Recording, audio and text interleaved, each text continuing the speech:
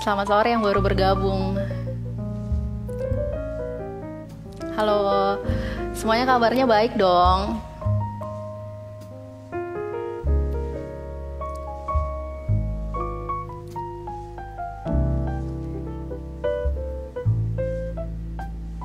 Pada puasa kan ya?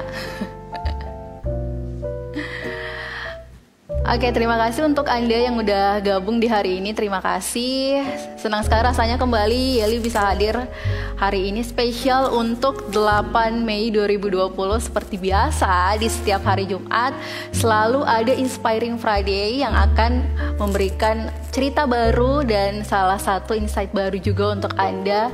Karena di setiap harinya itu selalu ada tema yang berbeda-beda dengan narasumber yang kece-kece setiap minggunya. Pastinya Anda harus ikutan bertanya dan komentar juga, karena hari ini Yeli akan bagi-bagi giveaway untuk 2 orang penanya. Untuk di hari ini Yeli akan kasih tumbler spesial dari Kumala Group. Jadi harus ikutan nanya juga dong ya. Karena hari ini adalah sesuatu yang sangat spesial. Karena kenapa kita akan membahas sesuatu tentang yang paling disukai oleh kita semua, apalagi kalau bukan tentang dunia kuliner. Nah, dunia kuliner kayaknya akhir-akhir ini semakin dilirik sebagai suatu bisnis yang menjanjikan. Karena kayaknya tuh kayak zaman sekarang dibanding zaman dahulu kala ketika kita mulai bisnis tuh kayak mulai perbedaan yang sangat signifikan gitu kita bisa lihatnya. Karena kenapa? Dulu itu ketika kita udah mau mulai bisnis, yang paling pertama kita harus siapkan harus tempat dulu. Kemudian kita harus mikir, belum ada ininya lagi, belum ada selain tempat, belum ada modal dan lain-lain, harus punya lokasi lah, inilah. Akhirnya kita jadi bingung. Sementara di zaman sekarang ketika kita udah punya resepnya, kita udah punya tahu apa yang harus kita jual di dunia kuliner, kita tinggal jual aja melalui bisnis digital atau bantuan-bantuan melalui influencer. Nah, hari ini kita akan membahas tentang bagaimana sih sebenarnya peran dari seorang influencer di bidang kuliner terhadap perkembangan dan dikenalnya suatu merek atau suatu bisnis atau suatu dagangan di bidang kuliner. Tanpa perlu berlama-lama, kita harus saatnya kita harus ngundang Kak Livia yang selaku salah satu influencer kuliner di Makassar. Anda mungkin salah satu yang jadi followersnya juga ini, yaitu Kuliner Makassar. Kita undang sekarang. Halo, sambil kita ngundang Kuliner Makassar. Apakah Anda salah satu followersnya juga? Kita siaran langsung bersama. Jadi untuk Anda yang punya pertanyaan untuk seputar dunia kuliner dan influencer, siapa tahu Anda juga udah punya niat menjadi salah satu influencer, boleh untuk komentar pertanyaannya. Halo Kak. Halo. Hai. Iya, saya panggil kakak aja ini soalnya kayak masih kelihatan fresh dan di tengah ini kayaknya tengah pandemi makin fresh aja nih Kak. Iya. Kabar ya. Kabar boleh. sehat. Kabar sehat. Syukur masih sehat. Syukur masih sehat ya. Kayaknya akhir-akhir ini sibuk apa nih Kak? Kan ada perbedaan pastinya dari sebelum pandemi dan sesudah pandemi. Iya, yang pastinya di rumah aja ya, sesuai dengan himbauan pemerintah. Jadi lebih banyak memang aktivitas sekarang di rumah aja sih. Sudah jarang-jarang keluar juga. Tapi sebelum kita ngomong lebih jauh, penasaran juga sih sebenarnya untuk mungkin rekan-rekan Kumala juga jadi pengen tahu sebelum terjun ke dunia influencer di bidang kuliner, sebelumnya background dari Kak Alifia ini apa sih sebenarnya? Backgroundnya maksudnya kerja ya? Dulu kerjanya maksudnya, apa? Maksudnya sebelumnya tuh ngapain, terus tiba-tiba kenapa langsung saya harus buat akun kuliner? Pokoknya kan biasanya kita kalau pengen jadi influencer itu ada bidang A, B, C, D, dan kenapa sampai dari background sebelumnya langsung tiba-tiba terjun ke bidang kuliner? Sebenarnya dulu saya kerjanya di Jakarta. Oh gitu. Ya, dulu saya kerja di Jakarta, internal auditor di salah satu perusahaan. Terus pas mulai akun ini itu pas masih pacaran sama suami saya sekarang. Jadi kan dulu berarti auditnya Jakarta masih. Nah, pas main ke Makassar itu kan biasanya kalau kita main ke satu tempat kan yang paling kita cari tuh selain pariwisata pasti kulinernya kan. Iya, makanan khasnya apa, yang pengen dicoba. Pula memang saya orangnya hobi kuliner, jadi suka jalan-jalan keliling karena memang biasa kerjaan juga dinas-dinas. Jadi suka banget hunting kuliner, pengen nyoba yang enak-enak, yang unik-unik. Nah pas waktu itu pacaran sama mantan pacar saya yang sekarang belum ada. Belum ada. So, informasi kayak di kota-kota lain kan ada akun foodies ini gitu yang makanan tradisional Makassar. Jadi saya pikir kenapa nggak saya bikin sendiri aja. Jadi awalnya itu cuman ya dari hobi sih. Memang dari dulu memang saya sudah hobi foto-foto makanan, semua makanan di foto biar ingat bahwa kita udah pernah makan itu makanan. Gitu aja sih. Dari awalnya pas pacaran udah mulai itu akun. Terus pas nikah kan disuruh resign. Jadi resign ya udah nggak ngapa-ngapain, nggak ada kesibukan, ya seriusin aja ini akun kuliner ini sampai sekarang. Waduh, jadi memang kayaknya dari awalnya dari hobi ya Kak. Jadi dari awalnya suka makan gitu, terus tiba-tiba kenapa enggak gitu ya buat jadi satu akun kuliner juga. Tapi jujur sih sebenarnya akun kuliner ini sangat membantu sih. Karena kalau saya pribadi ketika ke suatu daerah pasti yang pertama saya cari tuh akun influencer makanan di daerah itu. Kalau dia udah rekomendasikan pasti saya langsung milih, oh ini kayaknya mau milih yang ini. Jadi kayak segitu pentingnya. Iya. Jadi kalau selama menjalankan akun kuliner ini boleh diceritain nggak Kak suka dukanya itu sebagai influencer foodies atau kuliner? Duka dulu apa suka dulu ini? Kata orang sih yang buruk-buruk dulu deh, baru yang baik-baik. Ya. Terus yang pertama itu ya namanya kan kita harus bedain antara hobi dengan udah jadi job ya. Kalau kayak begini kan sebenarnya akun saya ini udah masuk ke job, jadi maksudnya udah terima endorse begitu toh.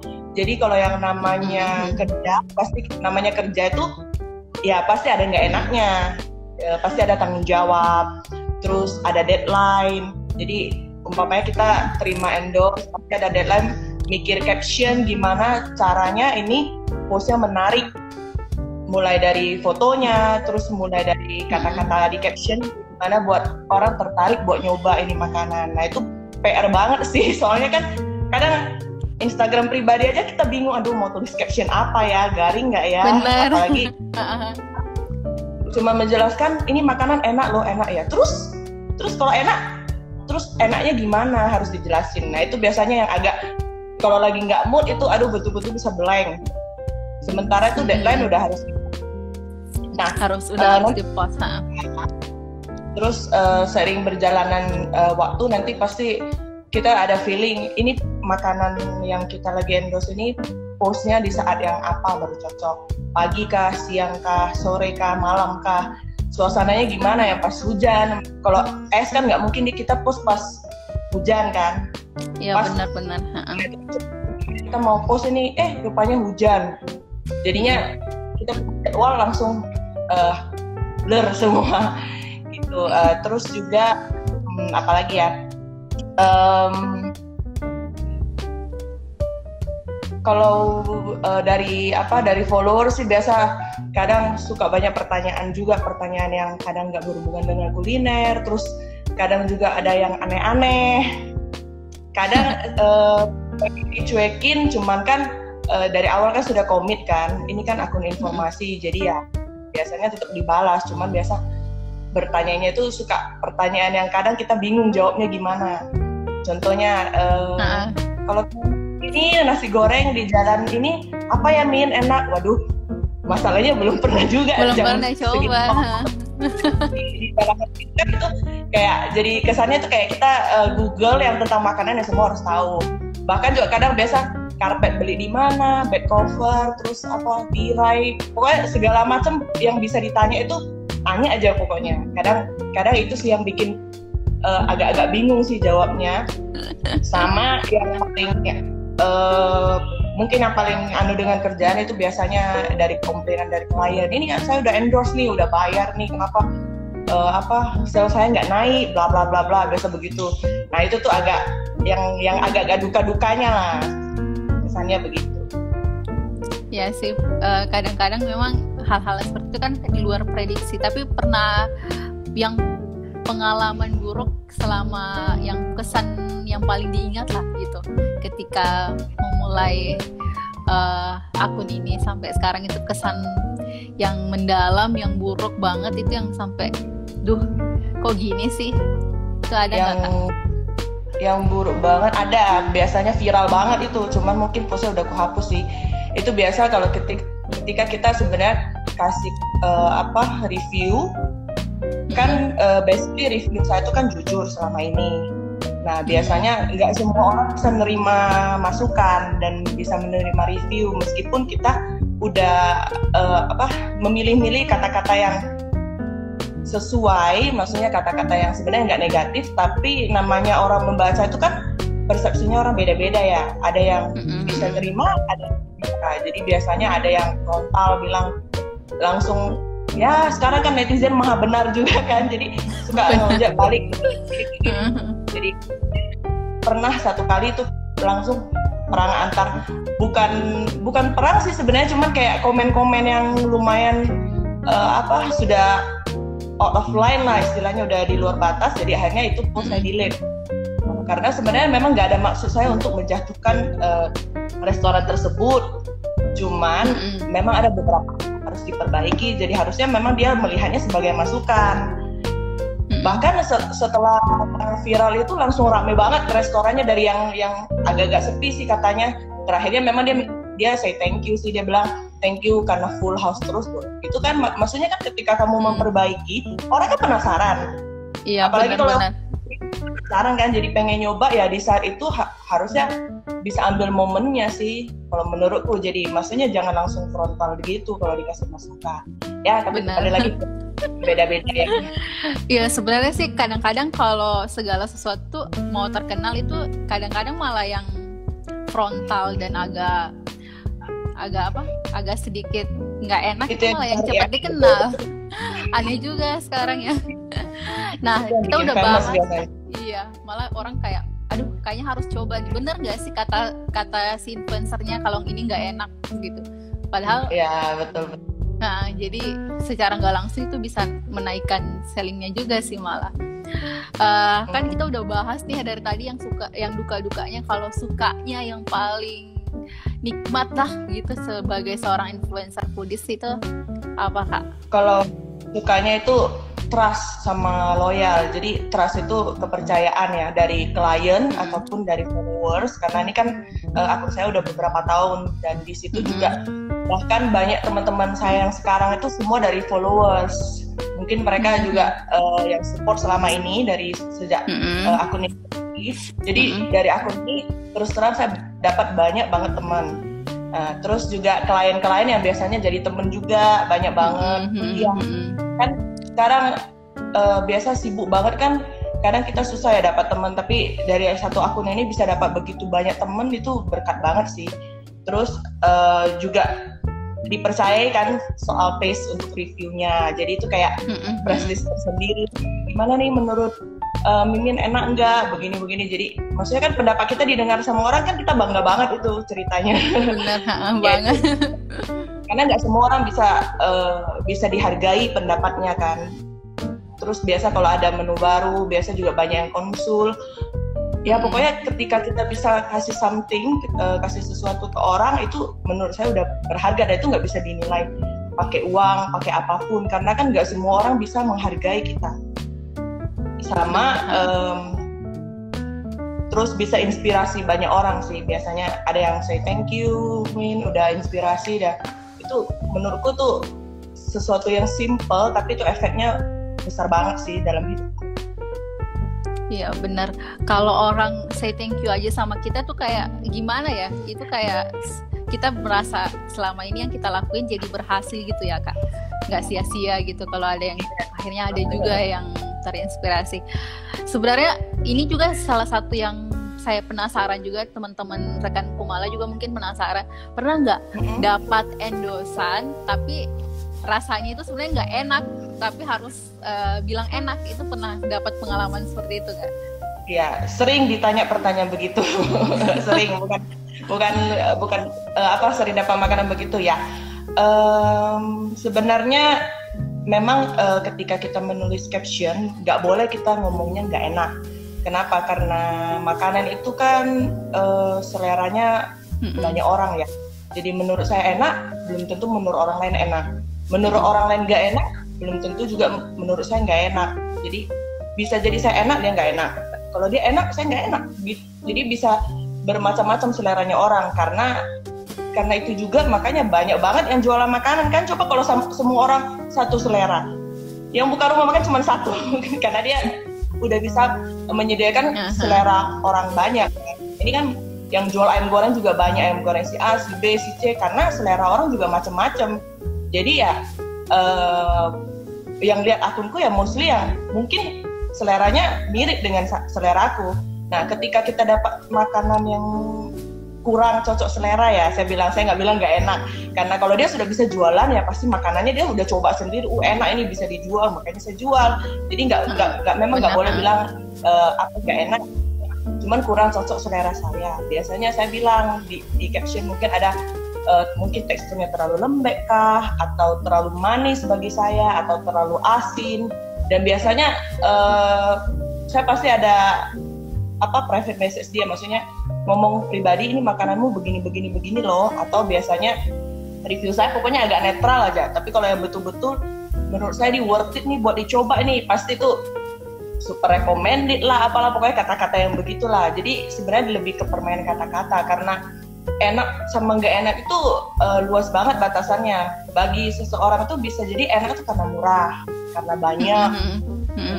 Jadi nggak semua orang preferensinya bisa sama, bisa bilang oh enak ini karena kualitasnya nih bagus loh, bahannya fresh. Kan ada yang bilang yang penting murah, banyak, kenyang aja. Nah, jadi pokoknya kalau harganya 10.000 bisa kenyang itu udah enak, kan beda-beda kan. Jadi ya paling kata-katanya netral aja, nggak boleh sampai bilang negatif yang nggak enak begitu, enggak sih. Nggak boleh memang sih, karena menurutku tuh nggak etis aja kita ngejudge itu makanannya nggak enak sementara dia sudah bisa jualan gitu. Iya benar, saya juga setuju sih Kak, karena kalau berbicara seputar rasa, enak, taste itu kayaknya luas banget gitu. Jadi kayak nggak bisa enak menurut kita belum tentu nggak enak kurang enak menurut kita belum tentu nggak enak menurut orang lain. Tapi biasanya itu kalau seorang influencer itu biasa punya kategori enak, nggak enak, dan kurang enak itu biasanya ada sih, kayak misalnya yummy itu biasa aja enaknya, atau super yummy itu enak banget, super yummy itu kayak enak banget. Itu kalau Kalivia punya kayak gitu juga nggak untuk dijelasin biasa di caption? Biasa keywordsku itu super recommended. Pokoknya kalau yang udah recommended itu berarti yang harus dicoba lah istilahnya. Dan yang pastinya harus cocok dengan seleranya. Contohnya kalau dia nggak suka durian, meskipun saya bilang ini durian ini enak banget loh, pasti dia nggak bakal coba karena dia nggak suka durian. Itu contohnya. Harus tetap kembali lagi ke selera sih. Iya. Untuk rekan-rekan Kumala nih yang punya pertanyaan boleh untuk di kolom komentar, karena Yeli akan bagi 2 tumbler spesial dari Kumala Group untuk Anda yang akan Yeli pilih nanti di akhir. Kak, jadi ini sebenarnya kadang-kadang activity influencer kan pasti sekarang udah berbeda banget nih antara sebelum pandemi dan sesudah pandemi. Nah, untuk kegiatan yang paling terasa banget perbedaannya antara sebelum dan sesudah itu apa Kak? Untuk di kuliner sendiri. Kalau influencer lain mungkin terasa banget ya efeknya, karena dulunya kan mungkin mereka bakal review spot-spot cafe yang kece-kece, yang Instagramable, terus yang platingnya bagus buat difoto, suasana kafenya, terus menunya yang cantik-cantik kayak gitu. Sekarang kan ya semuanya kita bisa kerjakan di rumah aja, jadi kan jatuhnya kayak online. Tapi kalau saya pribadi memang udah sekitar hampir 3 tahun ini, 2 tahunan lah, hampir 3 tahun ini memang saya banyak kan kerjanya di rumah aja. Jadi saya ambil job memang rata-rata banyak kan di rumah, karena saya udah agak sudah fokus urus anak-anak. Jadi untuk kuliner ini memang saya udah nggak terlalu fokus, jadi udah sampingan. Sebagian kerjaan memang endorse apa segala macam saya minta dikirimin di rumah, kecuali ada beberapa klien yang memang saya selektif untuk kunjungan. Jadi kalau saya pribadi sih nggak terlalu berbeda, karena sudah dari dulu udah stay at home gitu loh ceritanya, udah nggak beda-beda banget. Cuman kalau untuk influencer lain pasti saya tahu teman-teman itu beda banget, karena dulu bisa foto suasana kafenya, itu kan yang dijual salah satunya. Kafenya keren lah ini, dan sekarang semuanya cuman bisa di atas meja, istilah kita foto di atas meja itu aja sih. Jadi pasti mungkin agak susah ngejelasin. Jadi kalau memang sekarang kan jadi kayak salah satu sisi positif juga ya Kak, karena emang nggak terlalu banyak signifikan perbedaan aktivitinya dari sebelum dan sesudah masa pandemi. Betul. Dari sebelum pandemi memang saya udah terima di rumah, cuman sejak Februari, sejak mulai panas suasana pandemik itu, tapi belum masuk ke Indonesia sih, waktu itu Februari kan belum, itu saya sudah off kerjaan memang, karena suami bilang biar nggak terlalu capek, jadi saya udah off kerjaan, jadi saya udah nggak nerima endorse sama sekali. Cuman begitu ada pandemi dan saya lihat begitu banyak UKM yang punya rumah makan, yang punya online begitu turun terjun bebas banget, omsetnya semua pada ngeluh. Jadi akhirnya sekarang memang saya ada program free repost, jadi di stories itu ku repost. Jadi memang saya nggak terima, jadi saya repost free, jadi nggak ada no charge. Free repost itu sebagai bentuk support yang jualan, biar tetap semangat, biar tetap bisa lariskan dagangannya lah istilahnya. Jadi bisa ngebantu dikit, karena memang saya nggak terima sama sekali job sih. Paling kadang saya ada beli beberapa yang punya teman sebagai bentuk ke teman atau klien-klien lama saya. Paling seputar itu. Tapi kalau untuk job, untuk nerima fee, saya memang nggak selama dari Februari sampai sekarang udah nggak. Jadi cuma free repost aja. Surprise banget sih Kak, kalau misalnya udah bantu UMKM seperti ini juga kayak sesuatu yang sangat positif. Kak, ini ada dari temen nih, atau rekan Kumala, dari Kak Wila Erwin. Halo Kak, ini Wila Erwin mau nanya, di era PSBB seperti sekarang ini bagaimana sih pandangan kuliner Makassar terkait bisnis kuliner? Masih menjanjikan atau malah menghancurkan? Makasih. Malah menjanjikan atau malah menghancurkan? Namanya kuliner itu kan orang bilang ada istilahnya nggak ada matinya kan, tiap hari kita butuh makan ya. Benar Kak, setuju. Sepanjang masa pasti akan menjanjikan, cuman ruang geraknya itu makin sempit. Karena sekarang begitu muncul pandemi ini, banyak toko-toko yang tutup, banyak usaha-usaha juga yang gugur, jadi banyak yang dagangannya yang contohnya dagangan baju aja kan sekarang rata-rata di rumah aja, jadi dagangan baju kan agak turun pasti omsetnya. Sementara orang punya kebutuhan kan, kebutuhan sekolah, listrik, air tetap kan, jadi dia pasti cari tambahan. Nah yang paling gampang memang usaha dimasuk itu ya kuliner, istilahnya semua orang bisa jualan makanan. Jadi ya ruang geraknya sempit. Menjanjikan sih tetap menjanjikan, banyak orang butuh makan, tapi pasarnya tuh ruang geraknya kita makin sepi, makin banyak yang jualan, sementara mungkin yang jajan ya itu aja atau bahkan berkurang karena pada takut jajan di luar. Itu sih menurutku. Iya Kak, malah kayaknya kalau sekarang masa PSBB dan masa pandemi di rumah ini kayaknya kita malah makin banyak pesan makanan, karena kan di rumah aja biasa makin banyak makan. Tapi ada beberapa yang bilang enggak sih, ada yang beberapa yang bilang enggak berani jajan, ada juga beberapa klien yang bilang turun. sebenarnya mungkin bukan turun, cuman itu makin banyak yang jualan kan, pilihan makin banyak kan, jadi kan pengen coba ini, pengen coba itu, jadi otomatis mungkin yang biasa dia langganan di si A, akhirnya dia coba-coba dulu di yang lain gitu. Benar Kak, ini ada juga sih yang nanya seputar endorse, tapi sebelum kita masuk ke pertanyaan dari Flipti.Makassar, mau nanya dulu nih Kak, sebenarnya perbedaan antara endorse kemudian paid promote itu apa sih Kak untuk di dunia bisnis, di dunia influencer?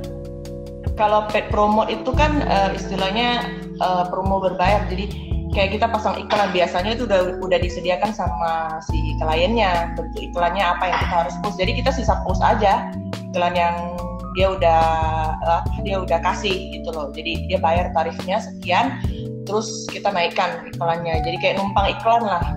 Sementara kalau endorse biasanya ada reviewnya, jadi maksudnya personal taste-nya kita terhadap ini produk apa, kayak gitu biasanya. Tapi untuk paid promote memang saya nggak terima dari dulu. Ada alasannya nggak Kak? Kenapa sampai nggak terima paid promote? Iya, karena dari awal memang saya komitmen semua yang naik di akunku itu semua saya sudah review, jadi kalau nggak ku review tuh nggak bakal naik ya. Jadi memang dari awal komitmen begitu. Ya memang padahal lumayan sih kalau paid promote, biasanya tarifnya lumayan juga sih, nggak kalah banget sama endorse. Tapi ya karena memang udah komitmen yang dijalanin bertahun-tahun, jadi terusin aja. Salut saya, keren. Nah ini pertanyaan dari Flimti.Makassar. Mau nanya nih Kak, kalau ada yang endorse terus yang seperti Kakak bilang tadi nggak terlalu enak atau nggak terlalu sesuai selera, apakah biasanya berikutnya kalau minta endorse lagi diterima atau gimana Kak?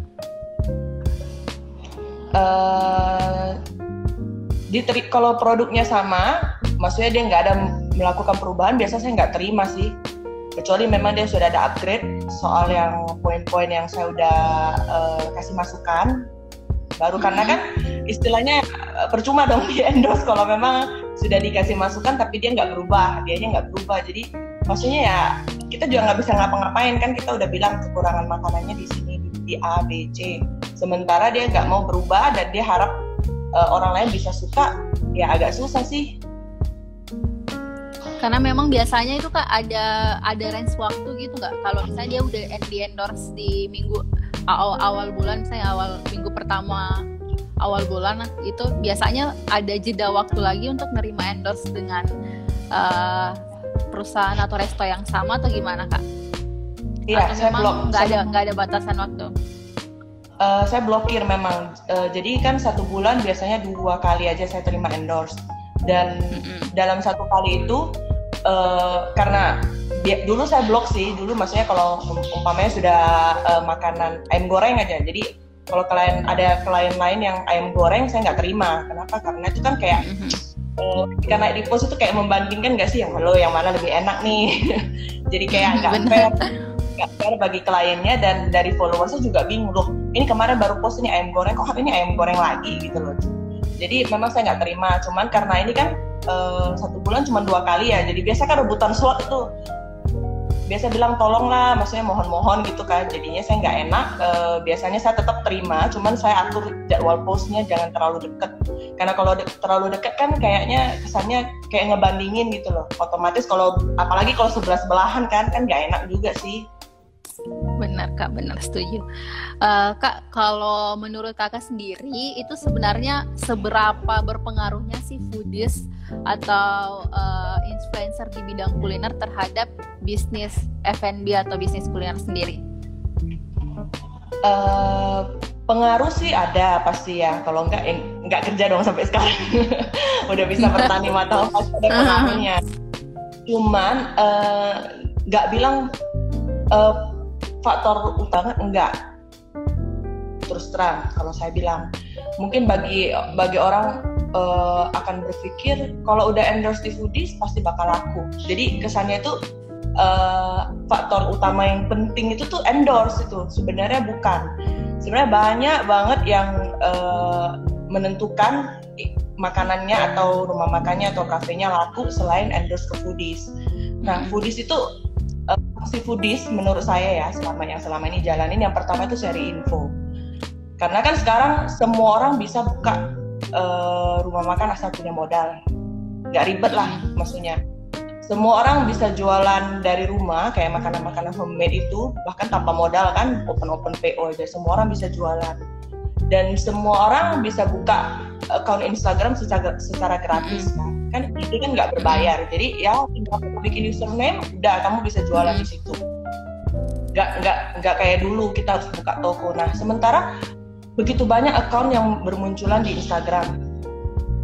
Kan dari followers juga kita bingung kan, yang wah tiap minggu ada yang buka nih, kafe ini buka, kafe itu buka, restoran ini buka, ini open PO di sini, open PO di situ, banyak banget info. Nah, jadi fungsi foodies itu kita sharing info, ini loh ada yang buka, sekalian narik traffic,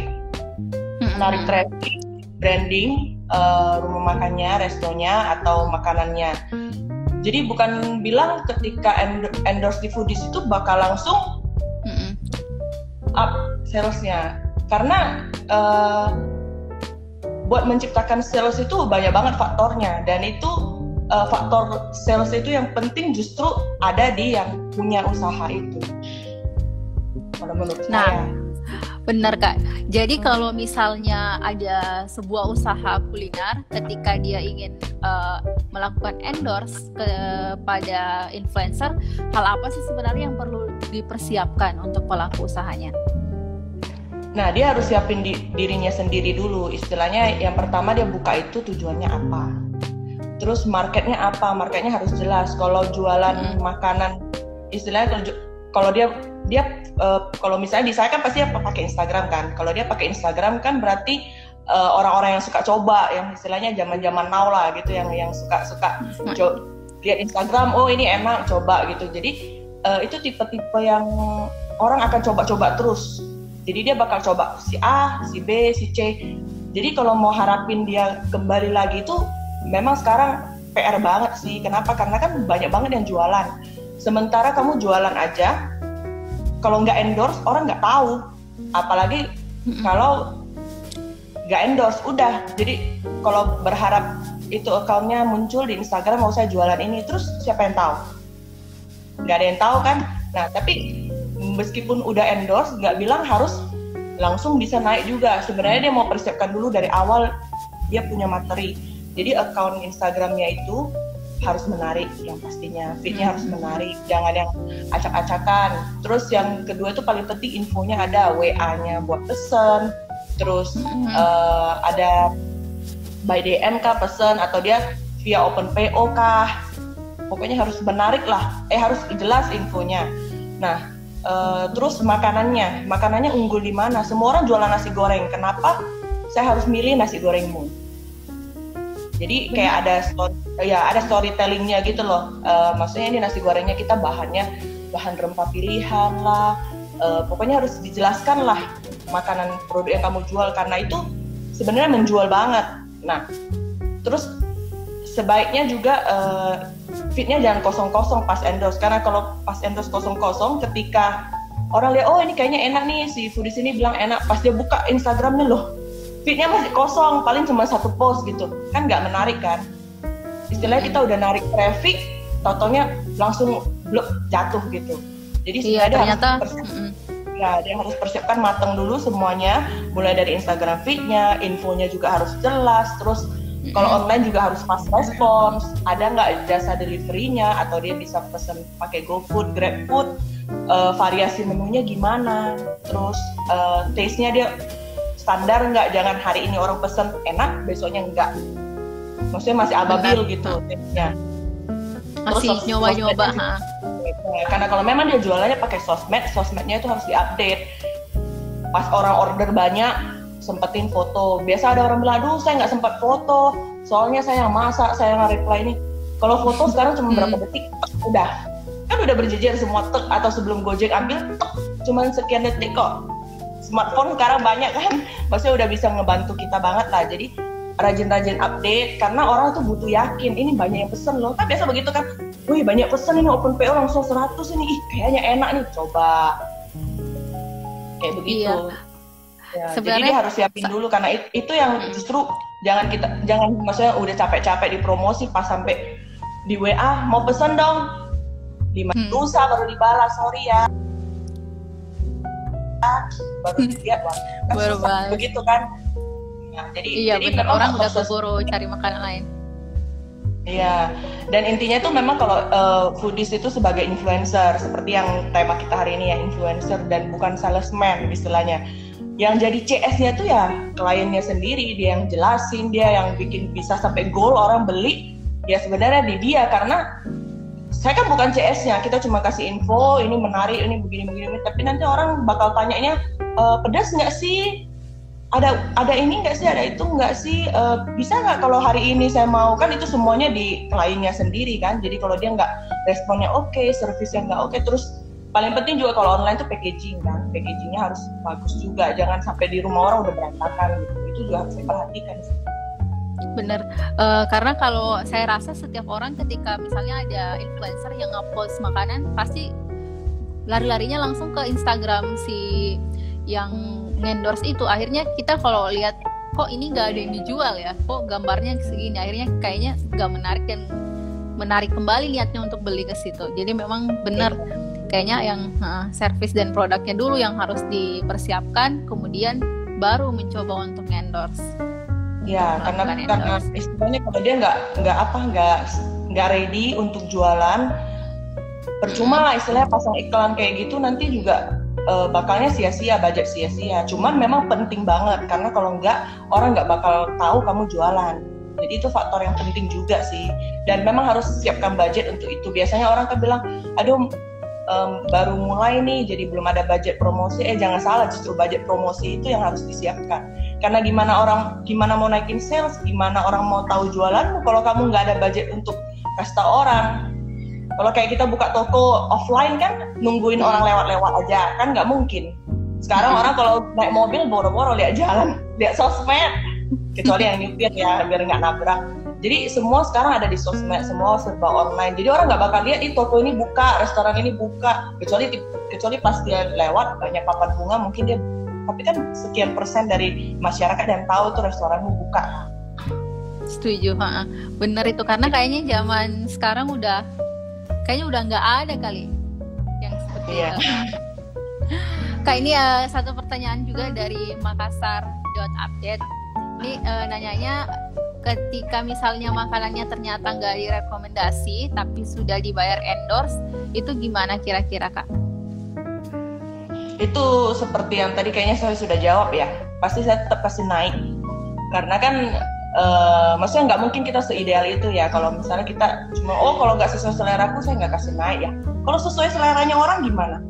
Followers itu kan puluhan ribu, bukan sesuai saya punya selera aja kan, bukan selera satu orang. Puluhan ribu punya followers, puluhan ribu punya selera yang kita harus. Jadi ya meskipun sesuai dan tidak sesuai seleraku, pasti tetap kasih naik kalau yang endorse. Justru itu privilege endorse buat kasih naik di feedku, karena kalau yang lain-lain yang saya makan sendiri kan saya bayar sendiri, nggak endorse. Kalau yang saya makan sendiri, kalau saya makan sendiri nggak cocok selera ya nggak aku kasih masuk, ya kan. Tapi kalau endorse kan dia udah bayar, gimana kan? Jadi pasti aku kasih masuk. Tetap ada tanggung jawab juga sih sebagai influencer, kayaknya. Susah-susah gampang juga ya Kak kalau menjadi seorang influencer. Bedanya kerja dengan hobi. Nah, kalau misalnya nih saya kayaknya mau juga dong jadi influencer dengan modal suka makan, itu yang harus saya lakukan pertama itu apa Kak? Kalau ingin terjun ke dunia influencer?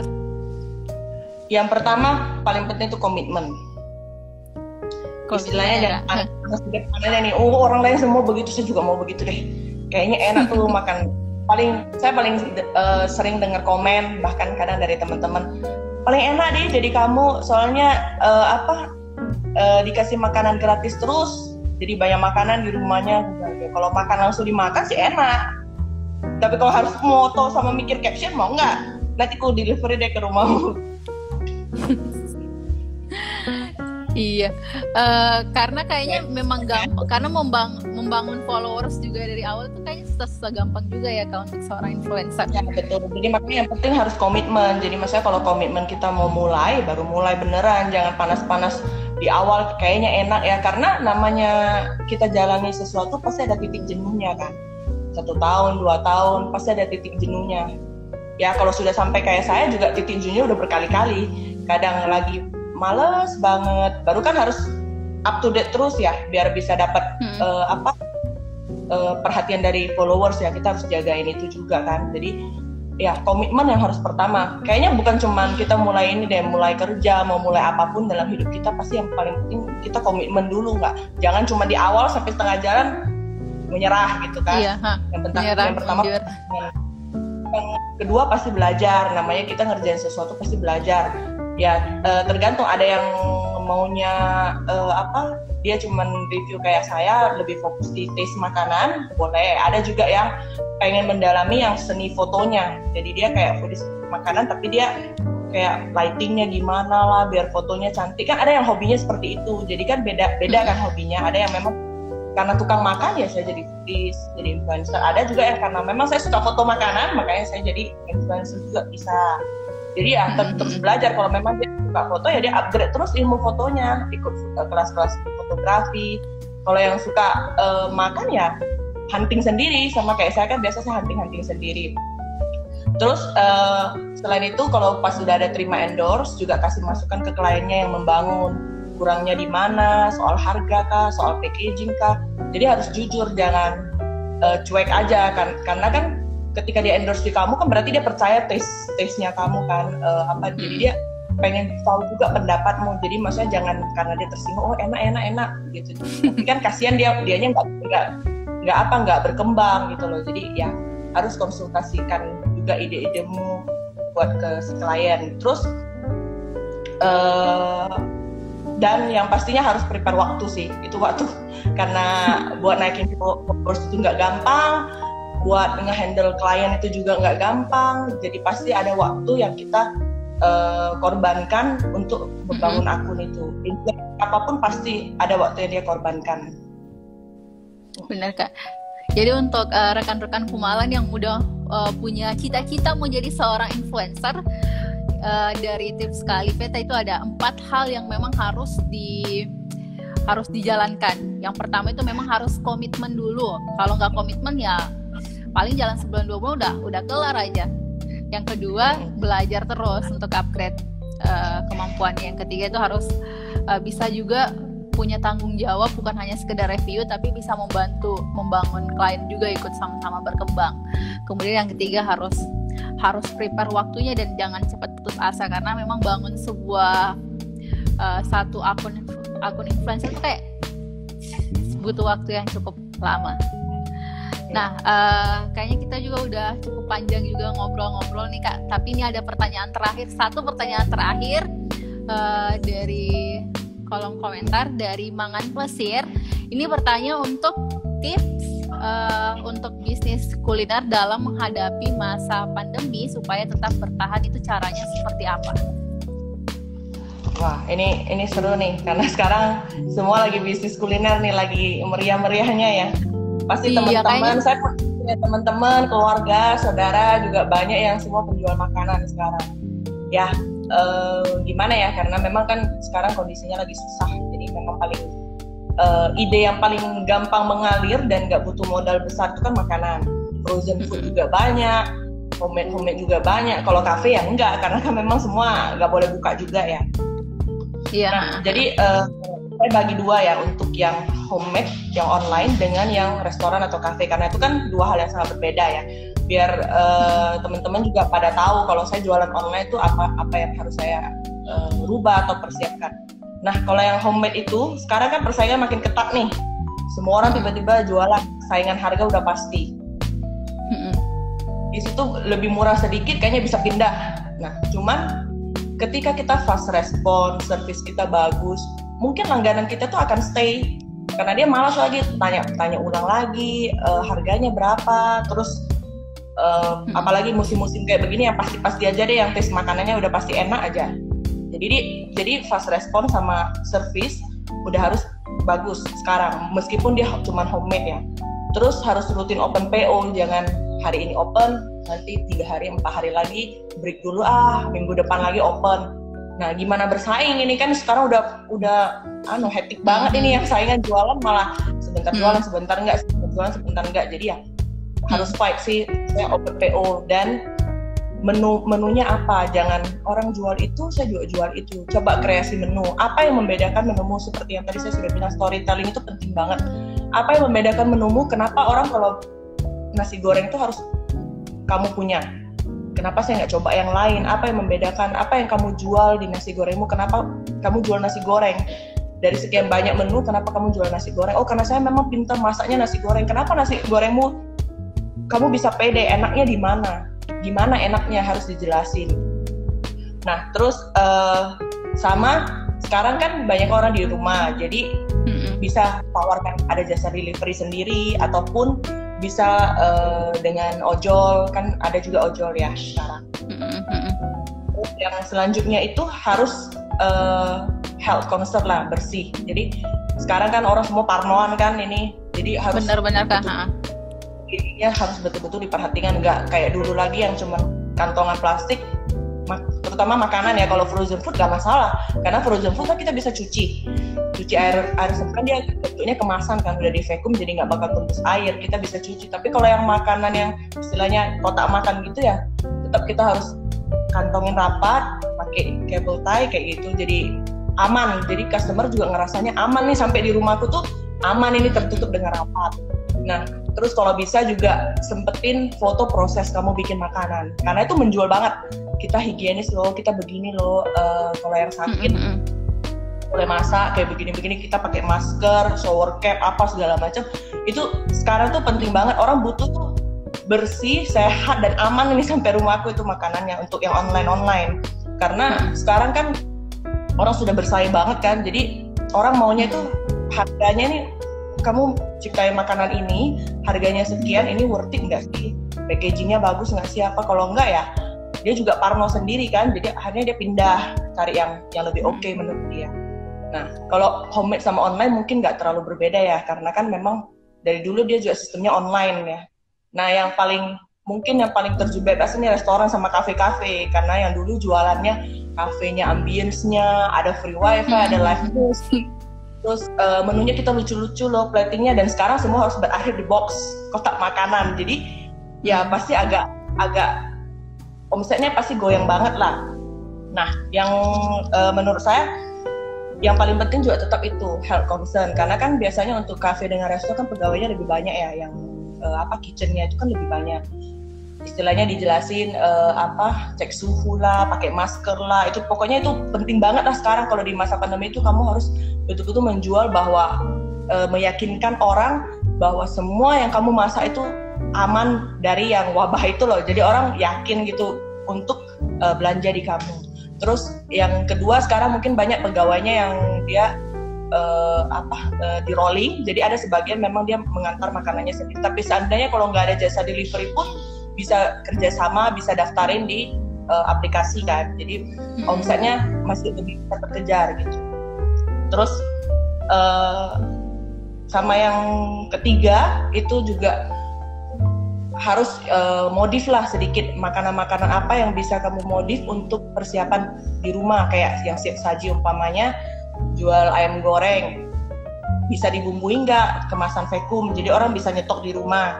Ataupun banyak orang daerah yang udah jarang ke Makassar jalan-jalan tapi pengen makan ayam goreng di restoran kamu, bisa dikirim. Sekarang kan banyak yang ekspedisi yang kirim frozen food kayak gitu. Jadi dimodif makanan-makanan apa dan yang bisa bikin orang praktis, bisa bikin di rumah, karena sekarang kan masa puasa juga kan, ada sahur, ya, benar. Terus ada buka, yang bisa orang olah sendiri. Karena sometimes ada followerku yang bilang, aduh kalau yang yang udah siap saji begitu saya nggak berani deh, nanti siapa tahu karyawannya begini. Jadi mereka lebih pilih yang bisa sediain di rumah, sisa dipanasi kah, karena kan dimasak ulang istilahnya, atau dikukus ulang atau di oven ulang. Mereka masih lebih prefer yang begitu sih, karena ya namanya orang kan preferensinya beda-beda. Ada yang parnoan, ada yang nyantai aja, yang penting kan dia udah jelasin dia punya bersih apa. Tiap orang beda-beda. Jadi lebih banyak market yang kamu bisa grab saat ini ya istilahnya lebih bagus untuk bertahan sih, karena sekarang yang paling penting itu bertahan, itu udah paling syukur banget. Jangan sampai tumbang aja, bertahan dulu sementara waktu.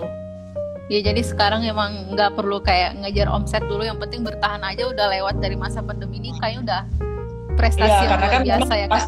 Omset masih turun lah. Sekarang omset usaha apa yang nggak turun? Bukan cuma kuliner, hampir semuanya turun. Toko-toko lain juga turun.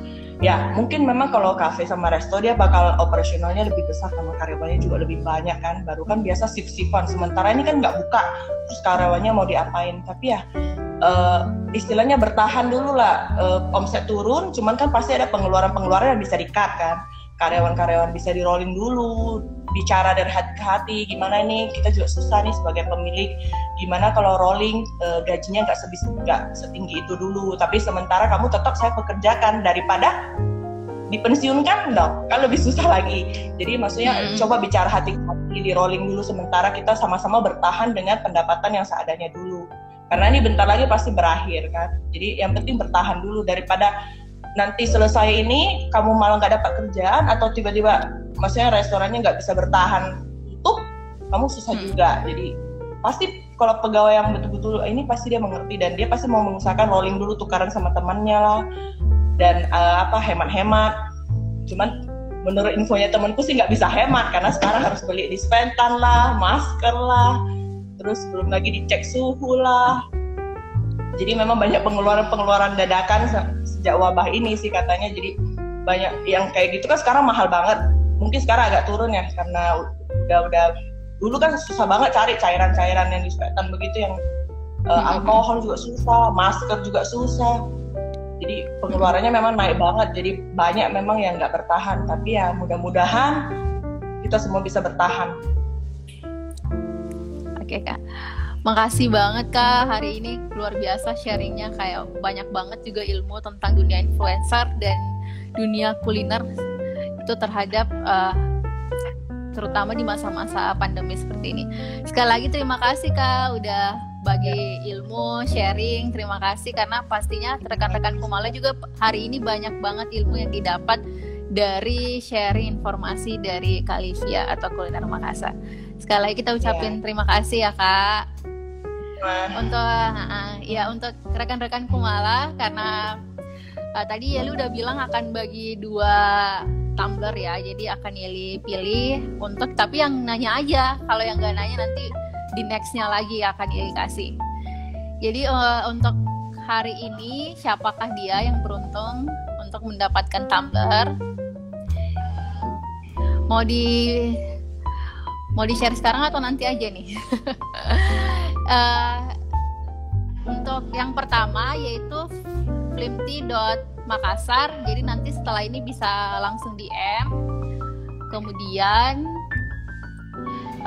yang kedua adalah mks.update. Jadi 2 orang ini bisa langsung DM setelah live nanti. Silakan untuk DM, karena selamat mendapatkan saat masing-masing 1 buah tumbler dari Kumala Group. Untuk Anda terima kasih, buat Kak Livia juga terima kasih. Anda harus selalu sering pantengin Inspiring Friday, karena setiap harinya itu bisa setiap Jumatnya itu banyak banget tema-tema yang akan kita bahas dengan narasumber yang berbeda-beda juga. Terima kasih, pokoknya harus tetap stay di setiap Jumatnya, karena kita akan ngasih informasi kepada Anda yang sangat spesial juga. Untuk Anda selamat menunggu buka puasa. Buat Kak Livia juga terima kasih, semuanya terima kasih ya. Sampai jumpa untuk di Inspiring Friday berikutnya. Dadah, selamat sore Kak.